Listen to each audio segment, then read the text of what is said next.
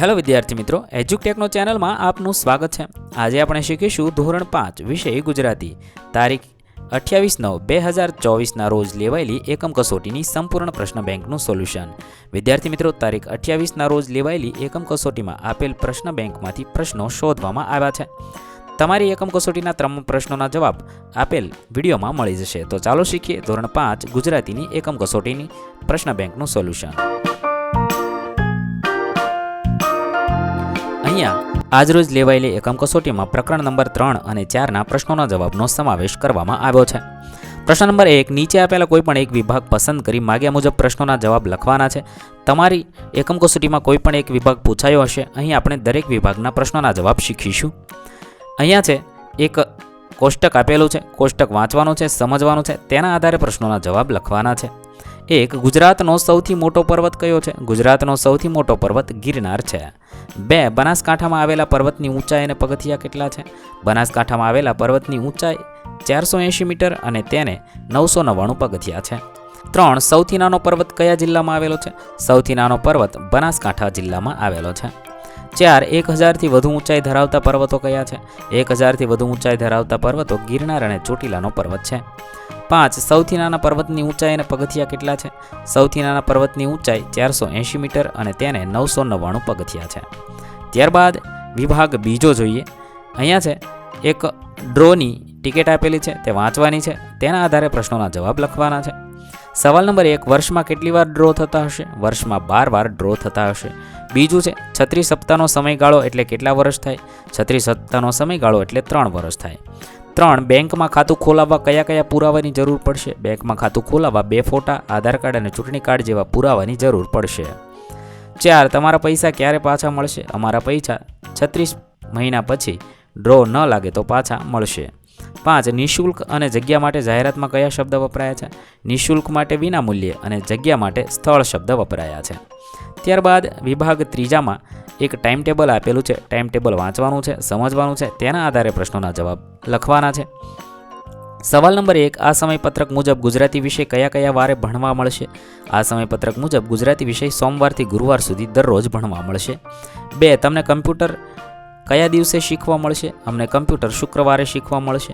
3, શનિવારે સૌથી ઓછા તાસ કેમ હશે? શનિવાર સામાન્ય રીતે અઠવાડિયાનો છેલ્લો દિવસ ગણાય છે, આથી શિક્ષકોને અઠવાડિયાનું અધૂરું કાર્ય પૂર્ણ કરવા માટે શનિવારના દિવસે ઓછા તાસ ગોઠવવામાં આવે છે। 4, મંગળવારે મધ્યાહન ભોજન બાદ શિક્ષક કયો વિષય ભણાવશે? મંગળવારે મધ્યાહન ભોજન બાદ શિક્ષક સૌની આસપાસ વિષય ભણાવશે। 5, જો બાળકો બુધવારે રંગપૂર્ણી કરશે તો ગાયન અને વાદન કયા વારે કરશે? જો બાળકો બુધવારે રંગપૂર્ણી કરશે તો ગાયન અને વાદન મંગળવારે તથા ગુરુવારે કરશે। ત્યારબાદ પ્રશ્ન નંબર 2, આપેલા પ્રશ્નોમાંથી સાચો વિકલ્પ પસંદ કરી કોઈપણ 5 પ્રશ્નોના ઉત્તર લખવાના છે। તેમાં આપણે દરેક પ્રશ્નોના જવાબ શીખીશું। પહેલું, 8:30 સુધીમાં તો ભીડ થવા લાગી। જવાબ થશે 8:30 વાગે લોકોનું ટોળું એકઠું થયું। 2, એક પુરુષ એકદમ ટાપટીપ વાળો હતો, તે માણસ એકદમ સુઘડ હતો। 3, તેમની વાત મારા કાને પડી। સાચું વાક્ય થશે તેમની વાત મને સંભળાઈ।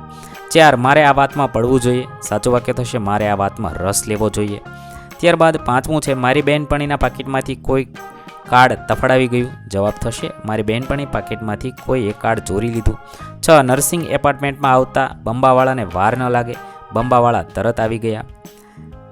7મું, વસંતરાય બિચારા ગાભરા થઈ ગયા। જવાબ થશે વસંતરાય બહુ જ ગભરાઈ ગયા। 8, હું રાડ પાડતો જાગ્યો। જવાબ થશે હું બૂમો પાડતો જાગ્યો। 9, મારી તકલીફ કોની પાસે ગાવ? જવાબ થશે મારી મુશ્કેલી કોને કહેવી। 10, તરલિકાએ ગરોળીને દૂર ફંગોળી દીધી। જવાબ થશે તરલિકાએ ગરોળીને દૂર ફેંકી દીધી। 11, આટલો તડકો પણ એમનાથી ખમાતો નહોતો। જવાબ થશે આટલો તડકો પણ એમનાથી સહન નહોતો થતો। 12, તરલિકાના બાને તેને પરણાવવાની હોશ હતી। જવાબ થશે તરલિકાના બાને પરણાવવાનો ઉમંગ હતો। 13, એમના કાન કૂતરા જેવા સરવા। સાચો જવાબ થશે એમને ધીમેથી બોલાયેલું પણ સંભળાતું હતું। 14, બાપુજી ઉંમર થાય છે એમ નાના ને નાના થતા જાય છે, બાપુજીની ઉંમર હોવા છતાં દેખાતી નથી। ત્યારબાદ સવાલ નંબર 15, હકારમાં ડોકું હલાવ્યું। જવાબ થશે એણે માથું હલાવીને હા પાડી। ત્યારબાદ કૌંસમાંથી યોગ્ય વિકલ્પ પસંદ કરીને ખાલી જગ્યા પૂરવાની છે, કોઈ પણ એક વિભાગના જવાબ લખવાના છે। આપણે દરેકના જવાબ જોઈએ। વિભાગ પહેલો છે 1, ઝાડ પર વાંદરો કરે હુપાહુપ, ફળ ફૂલ ખાઈને બેઠા છુપાછુપ। ત્યાર પછી બીજું છે, મહુલિયા ધરતી પર ખૂબ વરસ, જીવજંતુને લાગી તારી તરસ। 3 દાદાને માથે મોટી ટાલ, જ્યાં ત્યાં ન ફેંકશો કેળાની છાલ. હાથીના કાન તો સૌથી મોટા, મમ્મીએ બનાવ્યા મેથીના ગોટા. 5 મામા વહેલા વહેલા આવો, મીઠી મીઠી મીઠાઈ લાવો. આ રીતે આપણે ખાલી જગ્યાઓ પૂર્ણ કરીશું. ત્યારબાદ બીજો વિભાગ છે, તેની અંદર પણ કૌંસમાં આપેલા શબ્દને આધારે ખાલી જગ્યા લખવાની છે. 1 વાંદરાભાઈ તો મોબાઈલ લાવ્યા, ફોટો પડાવવા મોરભાઈ આવ્યા. 2 ગાવલડીને માથે મોટા શિંગડા, માછરડીને શીરે કેવા ભીંગડા. 3 મારા ઘરે છે સફેદ ગાય, વહેલી ઉઠી ચરવા જાય. ત્યારબાદ ચોથું છે, એવો રૂડું રૂપાળો મારો વીરો, જાણે મેલો ગયેલો હીરો. 5 ગુજરાતનો ગરબો કેવો ન્યારો, દેશ વિદેશમાં લાગે એ પ્યારો. ત્યારબાદ ત્રીજો વિભાગ જોઈએ. અહીંયા આપણે કૌંસમાં આપેલા શબ્દનો ઉપયોગ કરી જવાબ લખવાના છે. 1 પર્વતને માથે મોટા ઝાડ, ખેતર ફરતે કાંટાની વાડ. 2 મને ભાવે મીઠા લાડુ, ભેંસનું બચ્ચું તે પાડું. 3 લેસન મમ્મી રોજ કરાવે, ના કદી એ મને ડરાવે. ત્યાર પછી ચોથું બિલ્લી માસી આવી, ઉંદર સેના ભાગી. 5 ખાવામાં છે ગુણકારી કાકડી, દાદા પાસે નાની લાકડી. ત્યારબાદ પ્રશ્ન નંબર 4, કોઈ પણ એક વિભાગ પસંદ કરી માગ્યા મુજબ વાક્ય બનાવીને જવાબ લખવાના છે. અહીંયા છે અત્યારે, પહેલાં અને પછી એ મુજબ વાક્ય બનાવવાના છે. ગઈકાલે અમે પિકનિક ગયા હતા, તો અત્યારે થશે અમે પિકનિકમાં જઈ રહ્યા છે. બીજું વાક્ય છે હું ભજન ગાઈ રહ્યો છું, તો ગઈકાલે હું ભજન ગાઈ રહ્યો હતો અને પછી થશે આવતીકાલે હું ભજન ગાઈશ. ત્રીજું છે ગઈકાલે ચેસની સ્પર્ધા થઈ હતી, આજે ચેસની સ્પર્ધા થઈ રહી છે, પછી થશે આવતીકાલે ચેસની સ્પર્ધા થશે. બીજો વિભાગ છે તેની અંદર પણ એવી રીતે અધૂરા વાક્ય પૂર્ણ કરવાના છે. પહેલામાં આવશે આવતીકાલે અમે પ્રવાસમાં જઈશું. બીજામાં આવશે મૃદુલા પર્સ ખરીદી રહી છે અને મૃદુલા ફરીથી પર્સ ખરીદશે. ત્રીજામાં આવશે અમે પુસ્તક મેળામાં ગયા હતા, અમે પુસ્તક મેળામાં જઈ રહ્યા છે. ત્રીજો વિભાગ છે એની અંદર પણ આપેલું કોષ્ટક પૂર્ણ કરવાનું છે. પહેલામાં આવશે અમારે ફટાકડા ફોડવાના હતા, અમે આવતીકાલે ફટાકડા ફોડીશું. બીજામાં આવશે રામ આવતીકાલે વનમાં જશે. ત્રીજામાં આવશે હિરલ સ્પર્ધામાં ભાગ લેવાની હતી અને હિરલ સ્પર્ધામાં ભાગ લઈ રહી છે. ત્યારબાદ પ્રશ્ન નંબર 5, નીચે આપેલા વિષયોમાંથી ગમે તે એક વિષય પસંદ કરી 8-10 વાક્યમાં લેખન કરવાનું છે. અહીંયા આપણે દરેકના જવાબ લખીશું. પહેલું છે નદી કિનારે સાંજ, તો તેના વિશે તમે આ રીતે ડિટેલમાં નિબંધ લખી શકો છો. હું અહીંયા વિડીયો લાંબો થવાને કારણે જવાબ વાંચીશ નહીં, તમે વિડીયોને પોઝ કરી જવાબ લખી શકો છો.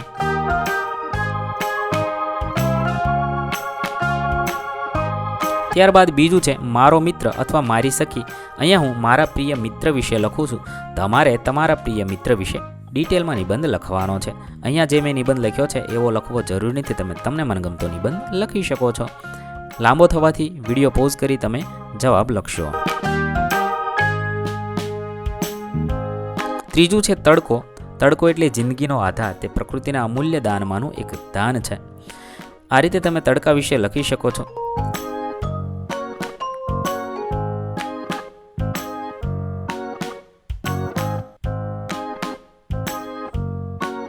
અહીં આપણો ધોરણ 5ની ગુજરાતીની એકમ કસોટીનો વિડીયો પૂર્ણ થાય છે. વિદ્યાર્થી મિત્રો, ધોરણ 5ની તમામ એકમ કસોટીના વિડીયોઝ આપણી ચેનલ પર ઉપલબ્ધ છે, જે તમે એકમ કસોટી નામના પ્લેલિસ્ટમાંથી મેળવી શકો છો. પ્લેલિસ્ટની લિંક વિડીયોના ડિસ્ક્રિપ્શનમાં પણ આપેલી છે.